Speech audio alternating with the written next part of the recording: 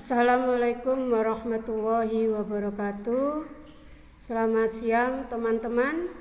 Salam sehat dan tetap jaga protokoler kesehatan.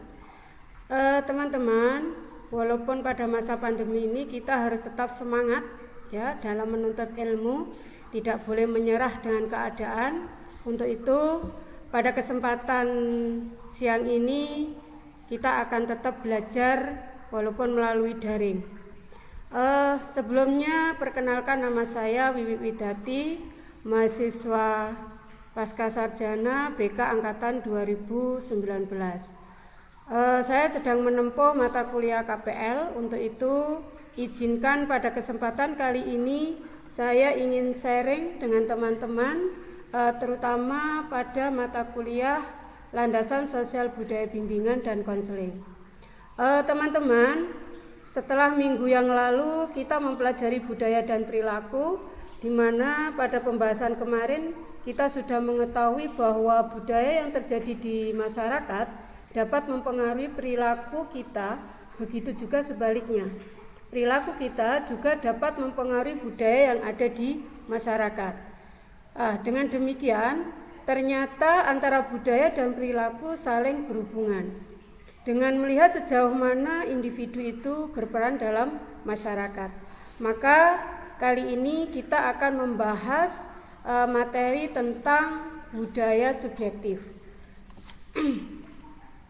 Nah, sebelum melanjutkan ke materi, setelah teman-teman mempelajari materi ini, diharapkan teman-teman dapat memahami hakikat budaya subjektif dan pengaruhnya terhadap perilaku, menganalisis dan mengaplikasikan budaya subjektif terhadap perubahan perilaku dan layanan bimbingan dan konseling. Nah, yang nantinya tagihan akhirnya adalah teman-teman diharapkan dapat mengidentifikasi perilaku yang khas pada individu dan elemen-elemen apa saja yang ada pada budaya subjektif tersebut. Sebelum masuk ke pembahasan, sumber bacaan yang bisa teman-teman dapatkan adalah Atmoko Adi 2015, Landasan Sosial Budaya Bimbingan Berbasis Pemecahan Masalah, penerbit Universitas Negeri Malang. Triandis HC 1994, Culture and Social Behavior, New York, penerbitnya Max Grow.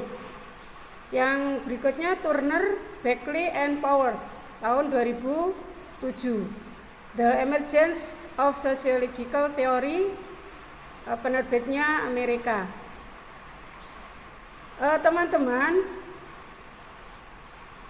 budaya menurut Josimel 1921 dalam bukunya The Conflict in Modern Culture, bahwa budaya itu ada dua, yaitu budaya objektif dan budaya subjektif.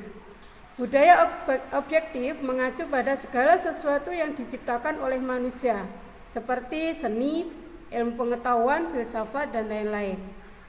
Nah, sedangkan budaya subjektif mengacu pada kapasitas sang aktor untuk memproduksi, menyerap, dan mengontrol elemen-elemen budaya objektif.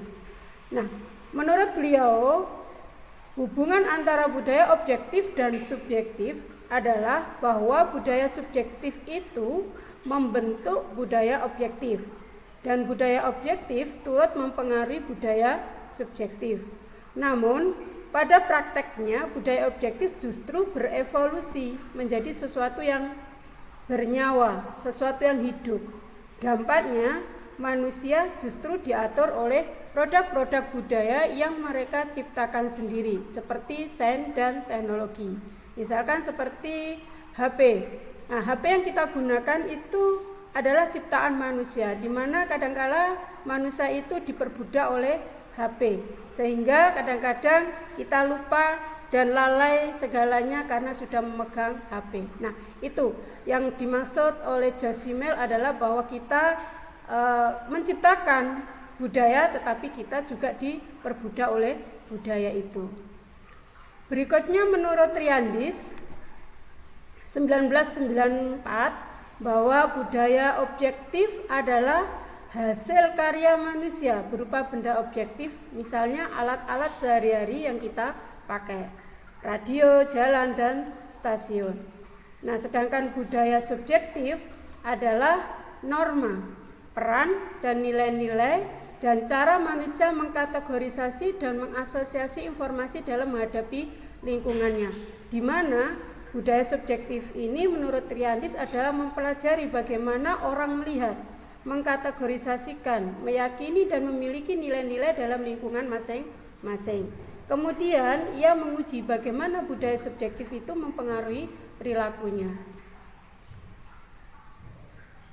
Elemen-elemen budaya subjektif, kita akan membahas elemen budaya subjektif. Ada 13 elemen yang akan dijadikan sebagai budaya subjektif itu. Dinamakan budaya subjektif itu. Yang pertama adalah mengkategorisasi, yaitu melakukan respon yang sama terhadap stimuli yang secara diskriminatif berbeda. Setiap orang akan mengkategorikan budaya secara berbeda-beda sesuai dengan kapasitas seseorang dalam memandang, sejauh mana dalam memakai atau dalam orang itu memanai budaya tersebut. Nah, terkadang orang hanya melihat kategori dari dalam budaya tersebut tanpa melihat kategori dari luar budaya itu, sehingga sering terjadi misinformasi atau miskomunikasi. Misalkan, di sini saya contohkan budaya bahasa Jawa cekel. Nah, cekel di Jawa artinya pegang, sedangkan di Madura cekel itu adalah cekik. Sehingga jika kita tidak dapat memanainya budaya bahasa dengan benar dan tidak mengkategorikan makna budaya bahasa dengan baik, maka akan terjadi miskomunikasi. Akhirnya terjadilah konflik. Ketika kita menetapkan atribut di dalam kategori, maka kita menjadi stereotip. Misalnya, kita mengkategorikan suku Madura adalah orangnya kasar, maka kita akan melabeli orang Madura kasar. Sebaliknya, misalkan kita menganggap orang Solo itu adalah halus dalam tutur katanya, maka kita juga akan melabeli orang Solo itu halus-halus orangnya. Padahal tidak demikian. Banyak orang Madura yang halus dan ada juga orang Solo yang kasar. Nah, ini kategori ini sangat fungsional karena ia menyederhanakan lingkungan yang kompleks menjadi lebih mudah diingat dan diperlakukan. Itu tadi mengkategorisasi. Elemen yang menggabungkan antara kategori satu dengan kategori yang lain untuk memperoleh hubungan yang harmonis. Ketika dua orang dari dua budaya menggunakan dua kategori yang serupa atau similar, maka komunikasi mereka akan cenderung berhasil daripada mereka menggunakan kategori yang tidak serupa. Nah, ini juga akan menjadikan menggabungkan antara kategori yang satu dengan kategori yang lain. Elemen yang berikutnya adalah meyakini. Hubungan antara kategori telah menjadi keyakinan. Nah, maksudnya di sini kategori yang sudah menjadi keyakinan sangat penting karena ia akan berpengaruh terhadap perilaku. Demikian juga atribusi sangat penting karena pemahaman atau keyakinan diwujudkan pada jenis atribusi. Nah, sedangkan setiap budaya memiliki atribusi secara berbeda-beda. Nah, sebuah keyakinan ini akan menjadi bahan kepada kita, terutama calon konselor, bahwa keyakinan masing-masing individu itu berbeda. Dan kita tidak boleh sebagai konselor meyakini sesuatu dan itu diberikan oleh atau diterapkan oleh kepada konseling. Nah, elemen yang keempat adalah makna konotasi. Kata atau kategori memiliki makna yang berkaitan dengan konteks dan sejarah budaya tertentu, bukan semata-mata makna dalam kamus. Maksudnya adalah makna kata yang ada pada budaya barat dengan makna kata yang berlaku di budaya timur akan jelas berbeda. Misalkan, saya berikan contoh, di barat memanggil orang yang lebih tua dengan hanya sebutan nama itu hal yang biasa. Sedangkan pada budaya timur dirasa sangat tidak sopan. Ada lagi, tersenyum pada orang asing di Rusia. Bagi orang Rusia senyum adalah pertanda bahwa Anda adalah tertarik dengan seseorang. Sedangkan di Indonesia, senyum adalah suatu pertanda keramahan. Nah, ada lagi di Tiongkok, menyisakan makanan di piring bagi orang Tiongkok adalah sangat menghargai si tuan rumah yang menyediakan makanan. Jika menyisakan makanan di piring, mereka akan merasa tidak menyediakan makanan itu dengan cukup kepada tamunya. Sedangkan kita, ya orang Indonesia, orang tua selalu menyuruh kita untuk menghabiskan makanan yang ada di piring. Nah, itu jelas berbeda antara barat dan budaya timur. Sedangkan di Malaysia juga begitu, untuk memberikan petunjuk atau arah ke orang lain dengan menggunakan jempol. Sedangkan di Indonesia, kebiasaan orang Indonesia menunjuk arah adalah dengan menggunakan telunjuk tangannya. Padahal di Malaysia ini adalah hal yang tidak sopan. Ada lagi lambaian tangan itu, ya, lambaian tangan yang biasanya kita terapkan untuk memanggil taksi atau memanggil teman. Bagi orang Korea Selatan, memanggil dengan lambaian tangan itu adalah merupakan panggilan untuk anjingnya. Elemen berikutnya ekspektasi. Ekspektasi seseorang mencerminkan pengalaman sebelumnya. Nah, ketika kita menemui perbedaan budaya, bahwa kita akan memberikan perbedaan pengalaman, maka bisa diperkirakan bahwa ekspektasi setiap budaya akan berbeda. Negara yang makmur akan mempunyai ekspektasi yang berbeda dengan negara miskin. Demikian pula budaya individualis dan kolektivis. Ini akan memberikan ekspektasi yang berbeda pula. Elemen norma. Norma adalah ide tentang perilaku yang dianggap benar dan berlaku bagi anggota budaya. Setiap budaya memiliki norma sendiri-sendiri. Di sini yang tidak selalu sama, bahkan ada yang bertentangan. Norma diperlukan untuk mengontrol perilaku penduduknya. Ada 4 norma yang akan kita bahas di sini, bahwa norma pertama adalah Folkways, adalah norma khusus tentang bagaimana cara orang melakukan sesuatu dalam subbudaya yang kecil. Misalnya, norma pada subbudaya pedagang kaki 5. Nah, norma berikutnya adalah mores, adalah perilaku yang diterima dalam masyarakat. Misalkan di sini adalah menolong wanita tua menyeberang jalan. Berikutnya tabos, adalah larangan yang tidak boleh dilakukan dalam masyarakat. Misalnya tidak boleh mencuri, tidak boleh memakan daging babi, dan lain sebagainya. Norma hukum adalah norma tertulis yang dikukuhkan oleh pemerintah melalui undang-undang, dan ini diberlakukan oleh negara masing-masing negara. Norma berikutnya yang ketujuh adalah peran.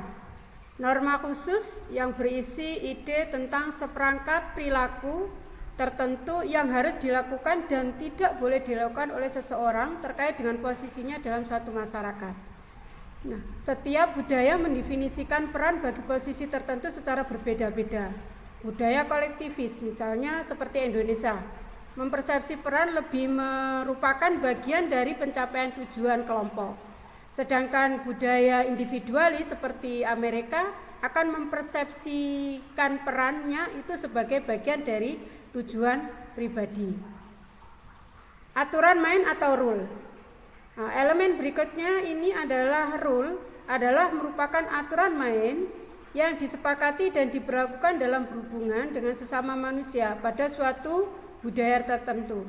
Dalam mengatur hubungan antar manusia, budaya Barat dan Timur memiliki rule yang berbeda. Budaya Timur rule lebih banyak di sekitar kepatuhan, menghindari kehilangan muka atau malu, memelihara hubungan harmonis dalam kelompok, dan mengendalikan ekspresi emosi daripada budaya Barat tersebut. Elemen pendefinisian diri, yaitu cara mendefinisikan dirinya sendiri yang berhubungan dengan budaya yang dimiliki, apakah diri sebagai private atau individual atau sebagai kolektif atau kelompok. Berikutnya stereotip. Stereotip adalah ide tentang ciri-ciri pada suatu kelompok kelompok orang, pandangan seseorang terhadap penilaian budaya. Jadi penilaian kita belum tentu sama dengan penilaian orang lain. Nah, maka untuk itu kita sebagai konselor, stereotip ini kita tidak boleh menerapkannya pada orang lain atau kepada konseli yang nantinya akan menjadi konseli kita. Elemen ideal dan nilai, bahwa ideal adalah keadaan tentang dunia yang paling diinginkan. Sedangkan nilai adalah prinsip yang membimbing kehidupan manusia.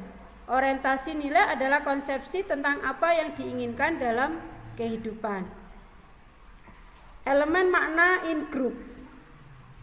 Nah, perasaan satu kelompok muncul ketika beberapa orang atau anggota memiliki kesamaan dan merasa bernasib sama dalam satu kelompok. Pendefinisian in group berbeda-beda antar budaya. Tingkat kekuatan hubungan individu dengan kelompoknya sangat bervariasi dalam setiap budaya. Ada merasa menjadi bagian keluarga, suku, keluarga luas atau marga, kelompok kerja atau bahkan negara. Nah, contohnya di beberapa tempat tetangga adalah penting, tetapi mungkin di kota besar umumnya orang tidak akan mengenal siapa tetangganya, karena tetangga adalah menurut pandangan orang kota itu tidak penting. Nah, ada contoh, misal saya adalah orang Lamongan.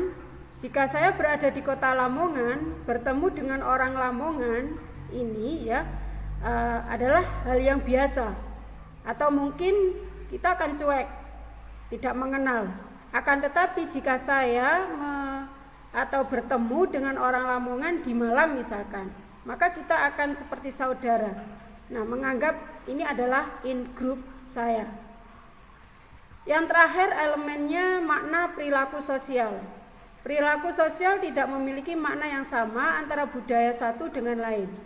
Frekuensi perilaku dalam budaya merupakan penentu utama dalam makna perilaku sosial.